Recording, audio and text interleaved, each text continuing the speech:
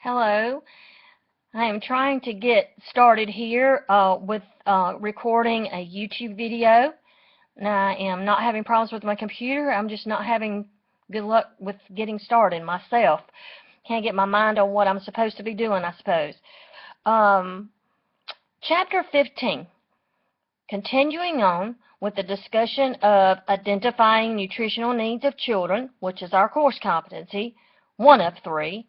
Um, that particular competency is discussed more in chapters 15 and 16, but in chapter 15 we're starting with the topic of feeding infants, more specifically than in the previous chapters. We just talked about children in general, but we're going to start at the beginning and talk about infants and their growth and development. And as they grow and develop, we find out in chapter 15 that their growth and development is more rapid at this particular period, the period of infancy, than any other period in a person's life cycle. So you grew more when you were an infant than any other time in your life. I'm sure if you are a parent and you have had a child at the infant stage, you have seen that take place. An infant requires approximately 45 to 55 calories per pound of body weight. In their first 5 to 6 months, they will double their weight and typically triple their weight by the end of the first year. Their birth length typically increases by 50% by their first birthday.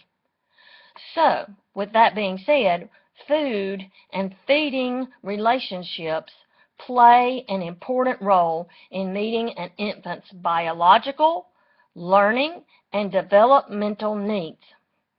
Infants benefit from having feeding accompanied by close physical contact, which helps them develop emotional connections, verbal and nonverbal interchanges, as well as the tender love and care, which helps them foster a sense of self-awareness and trust.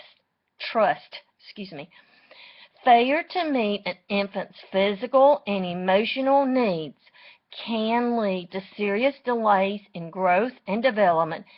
Even though they are receiving all of the essential nutrients, infants gradually begin to learn about the different flavors, colors, temperatures, and varieties of foods from adults that understand how to help them transition from a diet that consists solely of breast milk or formula to one that includes semi-solid foods and then later involves them in family needs.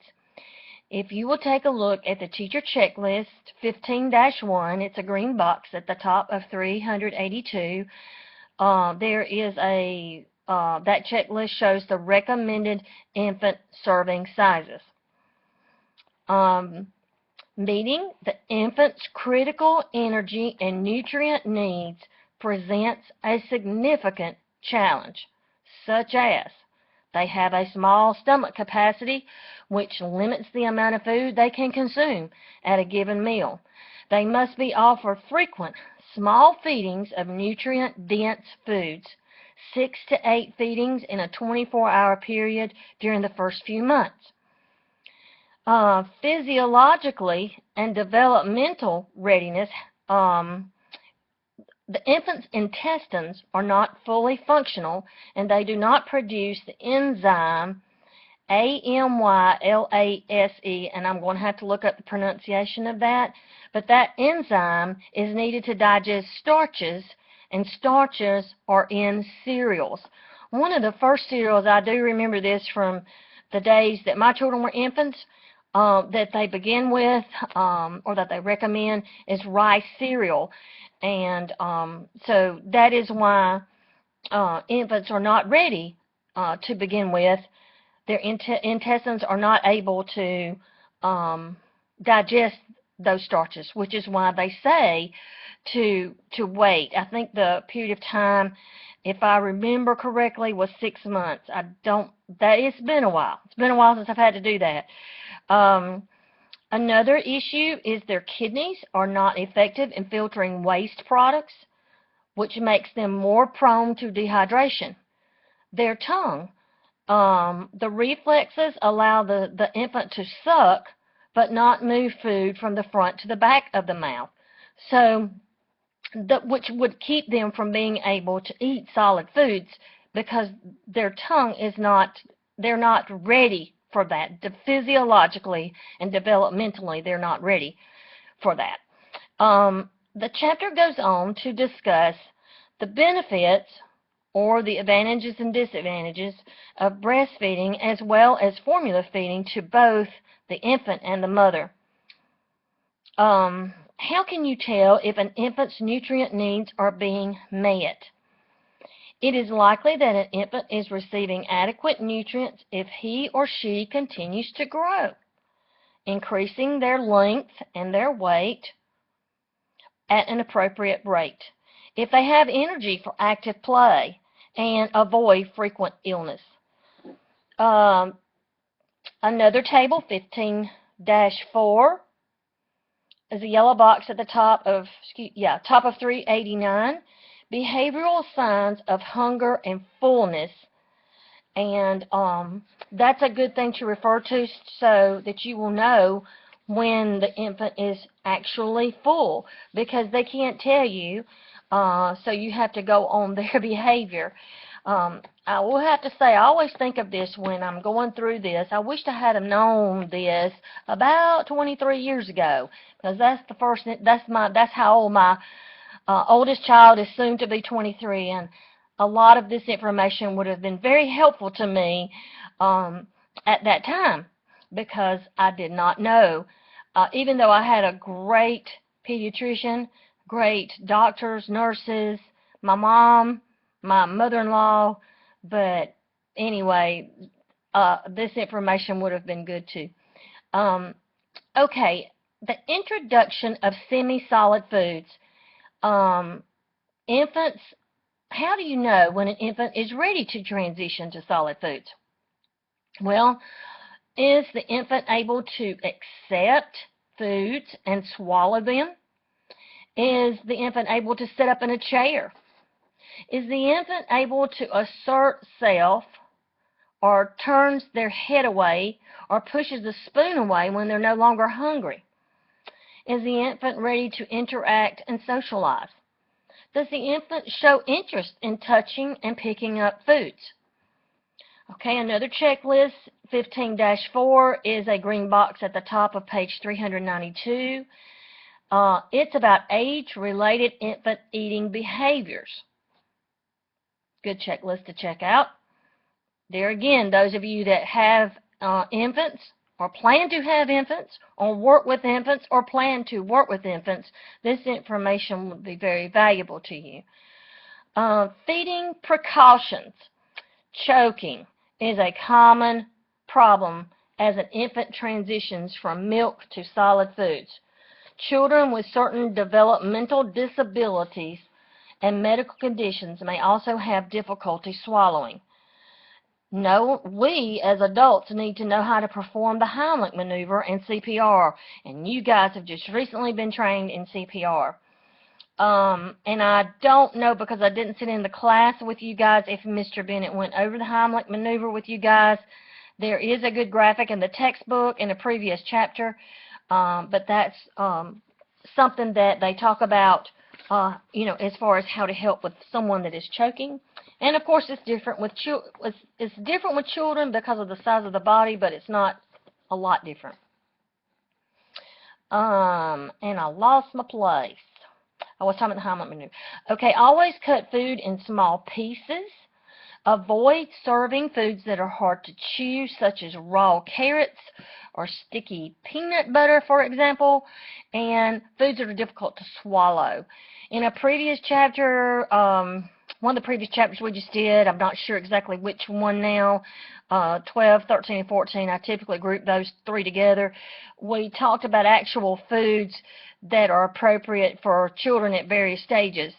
And I remember red meats was one thing that young children didn't like because their teeth are small, and they had to chew a lot in order to get the meat, you know, small enough to swallow. So that's something that you need to consider, is if the foods are if they're able to swallow the foods.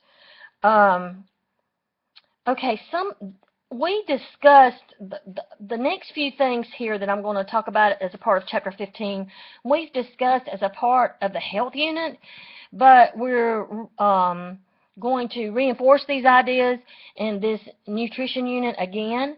But we need to understand what infants with special needs, what their needs are, and like I said, some of them, even though they may be older, may still not be able to use the tongue to move the food around in their mouth, to swallow, things like that.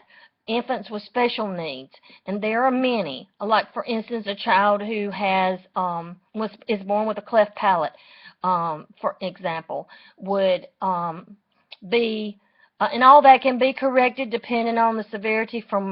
I've seen children that have had it and it's corrected, but it takes time. But anyway, obviously those children would be have problems eating or being fed in the early days. Some common feeding concerns are food allergies, colic, vomiting and diarrhea, anemia, baby bottle tooth decay, ear infections, obesity, choking, teething, and constipation. Each of those are talked about in much more detail at the end of Chapter 15. But one thing, and I'm not sure, it seems like we did discuss this. I know we had a lot of people that did projects in our health unit on taking care of teeth and dental care, and so I'm pretty sure that we talked about baby bottle tooth decay, and that is caused from when a child is allowed to take their bottle to bed with them, and they suck on the bottle, and the sugar, even though there is some sugars even in breast milk that can be harmful to the teeth at that point.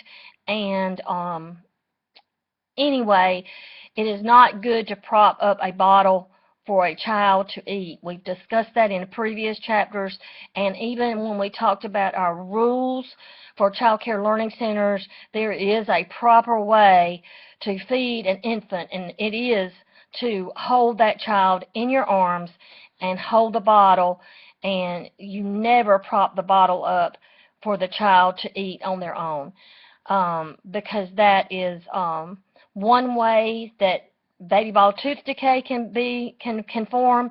But in addition, a child can drink in too much milk at one time.